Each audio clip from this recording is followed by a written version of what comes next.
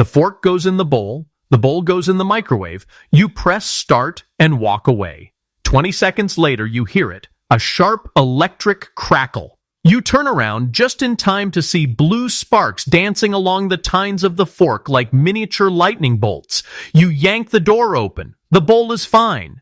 The food is fine. But the fork has small black scorch marks on it, and the microwave smells faintly like an electrical fire. Every cook has been warned about this since they were a kid. Don't put metal in the microwave. So here's the question worth asking. What just happened? Why does a fork explode with sparks when an aluminum can in the recycling bin sits silently in the same kitchen? Why does the microwave's own metal interior not spark when it's surrounded by exactly the same waves? And why is it that the very same warning we've all been taught is broken every single time we make popcorn or heat up a Hot Pocket? Because both of those packages contain real metal, deliberately. Here's the first thing most people get wrong. They think metal in a microwave blocks the radiation, or somehow reflects it back at the magnetron, or shorts out the electronics. All variations of the same wrong intuition. The microwaves themselves are perfectly capable of bouncing off metal. That's what they do all day inside your oven. The metal walls of the cooking chamber reflect the waves back into the food hundreds of times per second. Metal isn't the problem for the waves. The waves love metal. They reflect cleanly off it. The problem is something else entirely. The problem is what happens to the electrons inside the metal when the waves arrive. Inside any piece of metal, electrons are loose. They can slide freely along the surface, looking for the lowest energy position to settle in. When a microwave hits the metal, it carries an oscillating electric field that pushes those electrons one way, then the other, 2.45 billion times per second. The electrons obey. They slosh back and forth, riding the wave. As long as the metal is smooth, thick, and shaped without any sharp features, the electrons spread themselves out evenly across the surface. Nothing dramatic happens. You're just watching electrons surf. Here's the part that should genuinely surprise you. The trouble starts the moment the metal has a point, a sharp edge. A thin tine on a fork, a crinkle in a piece of aluminum foil, the bent corner of a twist tie. At those geometries, the electrons can't spread out anymore. They pile up. All those moving electrons get pushed into a smaller and smaller area, and the electrical voltage at the tip rises dramatically. Higher and higher with every cycle of the wave. Eventually, the voltage gets so high that it does something extraordinary. It rips electrons off the air molecules around the tip. The air itself becomes electrically conductive. It ionizes, and once the air is ionized, the built-up charge has somewhere to jump to. That's the spark. That's the blue arc you see between two pieces of foil or along the tines of a fork. You're not watching the metal burn. You're watching air briefly stop being air and start being plasma. Quick favor before we keep going. If you've ever wondered about the engineering hiding inside the appliances you use every day, hit that subscribe button. We dig into the science behind the things you handle without thinking. Now back to the spark. Once the spark exists, something nasty happens to your microwave. Ionized particles absorb microwaves even more strongly than water does. So the plasma at the tip of your fork starts hoovering up energy faster than your food ever could. The spark grows, more plasma forms. The arc starts jumping between points. If the arc bridges to the metal walls of the microwave itself, you get a much larger current path. Now you have an electrical short happening inside the chamber. The magnetron, the vacuum tube that's generating the microwaves, is suddenly trying to push energy into a load that's reflecting it all back. The waves bounce around with nowhere to go. The magnetron overheats. Repeated arcing can damage it permanently. A few seconds is usually harmless. Sustained arcing can cost you the appliance. Now here's the surprise that almost nobody outside the food packaging industry talks about.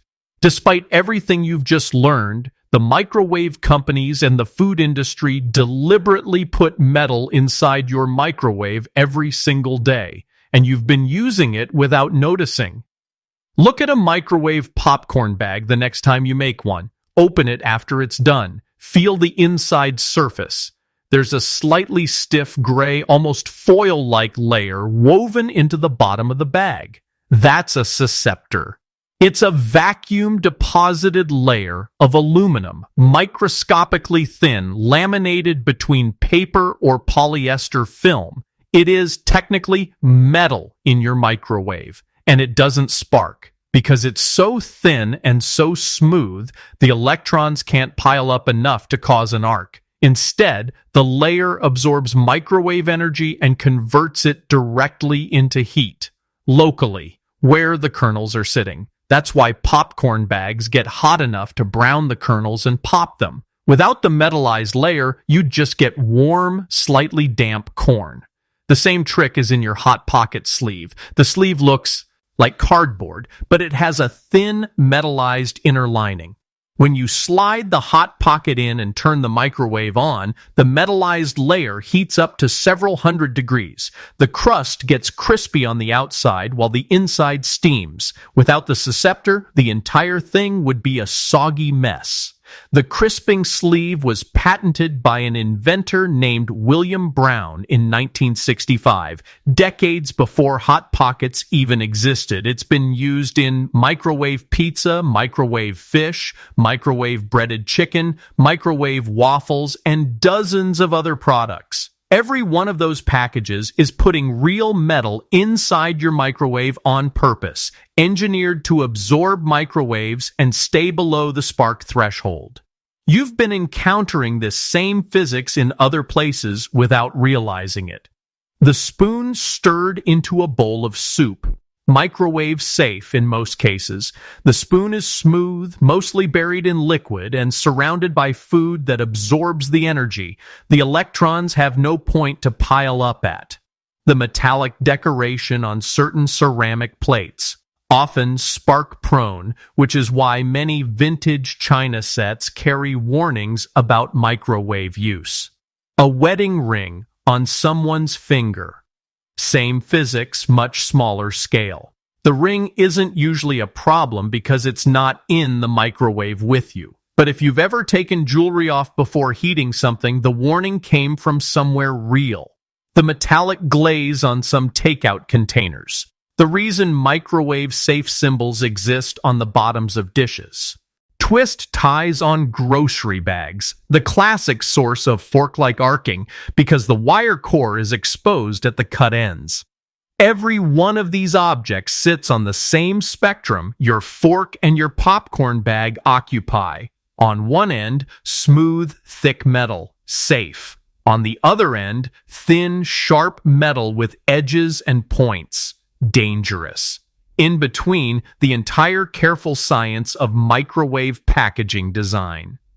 Now for the honest trade-off. The blanket warning, no metal in the microwave, was simpler to teach than the truth. The truth is messy and conditional. A smooth, thick spoon in a bowl of soup is fine. A crumpled ball of foil is a fire risk. A vacuum-deposited aluminum layer is a Nobel-worthy invention. Asking a parent to explain that nuance to a child standing in front of a microwave is impossible. Saying no metal gets the safety result without the engineering lecture. So the rule stuck, and generations of people grew up believing all metal in microwaves was forbidden, when in reality, you've been intentionally microwaving thin films of aluminum every time you wanted brown, crispy food in 2 minutes.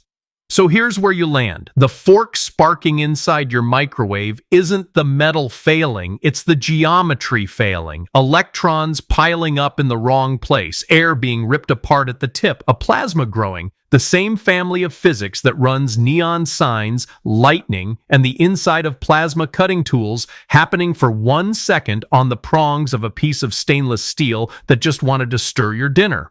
If you think microwaves are weirder than they look, wait until we get into why your microwave heats some foods unevenly, cold in the middle, scalding on the edges, no matter how long you run it.